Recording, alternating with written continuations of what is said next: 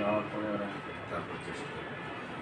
যাওয়ার পরে ওরা প্রথমে বলছে যে তোমার কোনো জ্বর তো হচ্ছে, দেশে গেছিলাম বাড়িতে ছিলাম জ্বর তো হয়েছে। ওরা একটা সেন্ট্রাল টেস্ট করলো, ব্লাড টেস্টে রিপোর্টটা আসলো, আসার পরে ডাক্তার একবার আমাদের টাকায় একবারে রিপোর্টে দিকে থাকে। পরে বলছি যে তোমার এইটা নিয়ে আমি দিতে পারবো না, সকালে আসবো, রাত আর তবে পরের দিন সকালে গেলাম ওই ডাক্তার আবার এই কাজ করে সব কাজটা টেস্ট করে তারপরে ওখানে সেম করা অনেক শুধু ব্যথার ওষুধ একটা মোবাইল,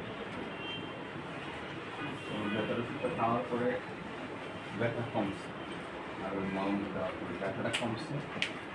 তারপরে যখন আমি এতদিন তো কাজ ছিল না, পরে যখন দোকানে গেছি কাজে গেছি তখন তোমার আশেপাশে কলিং আছে তারা শরীরটা নষ্ট হয়ে গেছে, এই ডাক্তার ভালো ডাক্তার পরে ওই ওষুধ 2 দিন শেষ হয়েছে। ওই দিন রাত থেকে আবার হবে সঙ্গে হসপিটাল, এখানে আমি ইন্ডিয়ান ডাক্তার দেখালাম। ইন্ডিয়ান ডাক্তার দেখানোর পরে পলিক্লিনিক করার পরে উনি আবার রেফার করতে আরেকটা করে গেছে।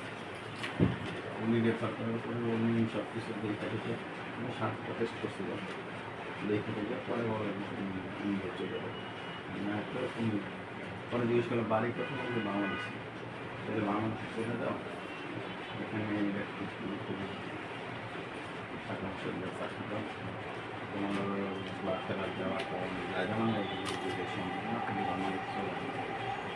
পরে চলে আসি হাউসান ইংলিশে ডাক্তার দেখানোর পরে ট্রিটমেন্টের পরে পুরোপুরি সুস্থ, সুস্থ বলতে শারীরিকভাবে সুস্থ, জ্বর থেকে মেয়েদের ব্যথা কিছুই থাকে না, হাতে সুই পুশ করলে ফিরে দিত, সব করে দিত,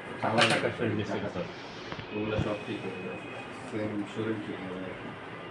পরে স্যার একটা ওষুধ দিল ডাসাফিল নামে, ওরা বললো যে এটা তো আমার টাকা পয়সার ব্যাপার, তুমি তো এই অবস্থায় তো এটা ইয়ে করা সম্ভব না, তাহলে তুমি কাজ করে ডাসাফিল ওষুধটা নিয়ে চলে যাবে, এটা খাইলে আবার একটা সমস্যা করবে, যেই কদিন ভালো থাকা যায়, কদিন ভালো থাকা যায়, ওইটা যে ভালো হয়ে যাবে তা না। পরে আমার সমস্যার কারণে চলে গেলাম, চলে যাওয়ার পরে 1 মাস হয়েছিলাম। দ্বিতীয় মাসে যে আমার শুরু জ্বর দেখা দেয় আর শরীর খারাপ হয়ে যায়, তো স্যারে এটা নির্দেশনা বলছিল যে শরীর খারাপ হয়ে যাবে না। পরে 1.5 মাসের মাথায় আবার ফিরে আসছে একবার সব লেভেল কমে গেছিল, হিমোগ্লোবিন প্লাটিনাম সব কিছু আসার পরে এখানে আবার ভর্তি করে ব্লাড দিল, হোয়াইট ব্লাড দিল, রেড ব্লাড দিল, দেওয়ার পরে আমার এই স্বাভাবিক আছে। পরে ওষুধ তো ওইটা কাজ করে না, দুদিন পরীক্ষা করে নতুন একটা ওষুধ দিল, ওইটা খাইতেছি আর মাসে ইন্টারভিশন আছে সিবিসি করতেছে। আপনার এই অবস্থার জন্য আপনার স্যারের কী অভ্যাসটা রাখেন দায়ী করেন? মনে হয় যে আপনাদের এই অভ্যাসটাকে আমি দায়ী করবো, আমরা এখন ইয়ে পাই না, রাত জাগতেন বেশি, রাত জায়গা তুলনামূলক কত বেশি ঘুম পাবেন, ঘুম সেটা কখনো কাজের না 6 ঘন্টা 5 ঘন্টা 4 ঘন্টা এরকম অভ্যাস ছিল কোনো পানি কেন কোনো বড় ধরনের আঘাত হয়েছিল শরীরে? আজকে হঠাৎ অ্যাক্সিডেন্ট হয়ে গেল, হঠাৎ রিস্কেটে পড়ে গেল, হঠাৎ কাঠ থেকে পড়ে গেলে, হঠাৎ বন্ধু অনেক জোরে আঘাত করবে, এরকম কি কোনো ধরনের ঘটনা আছে? তবে স্যার ছোটোবেলা নাকি টাইফয়েড ছিল, ছোটোবেলা শিশুবেলা খুবই কঠিন ছিল, টাইফয়েডের টেস্ট করেছে ছোট তখন শিশু, বাবা মার কাছ থেকে শোনা। যাই হোক আপনি একবারে টোটালি কিউর হয়ে যাবেন ইনশাআল্লাহ।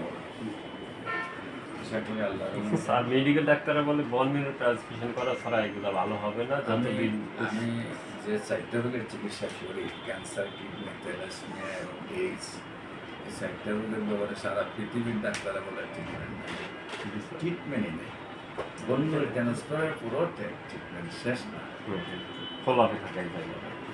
সুস্থ না যে সুস্থ বলে যে বন্য ট্রান্সফারের রাস্তা নাই কিন্তু বলবে না যে বন্য ট্রান্সফার বলে সুস্থ এটা বলবে না।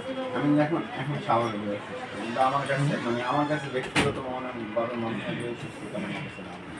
কেন দাম নাই কর্মস্থল যাইতে পারতেছি। যেমন আমার প্রতি মাসে ফলো আপ 2 দিন থাকতে হবে। আমার কে ছুটি দিব প্রতি সপ্তাহে কোন কোম্পানি ছুটি দিব প্রতি মাসে 2 দিন করে।